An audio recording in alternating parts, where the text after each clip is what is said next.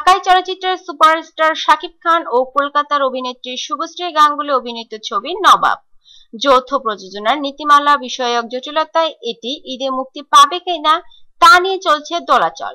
তবে ছবির দুটি গান ইতোমধ্যে প্রকাশ হয়েছে ইউটিউবে, যার একটি যাবো নিয়ে তোকে দূরে।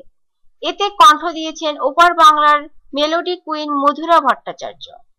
স্যাভের কথা ও সুরে গানটিতে মধুরার সঙ্গে দ্বৈত কণ্ঠ দিয়েছেন অঙ্কিত তিওয়ারি। গত 9 জুন ছবিটির প্রযোজনা প্রতিষ্ঠান জাজ মাল্টিমিডিয়া এবং এসকে মুভিজের ইউটিউব চ্যানেলে প্রকাশ হয় গানটি। এতে মধুরার কণ্ঠে শুভশ্রী ও অঙ্কিতের কণ্ঠে ঠোঁট মিলিয়েছেন শাকিব। মধুরা ভট্টাচার্য বলেন, গানের সুরটা খুবই সুন্দর, তাই গাইতেও ভালো লেগেছে।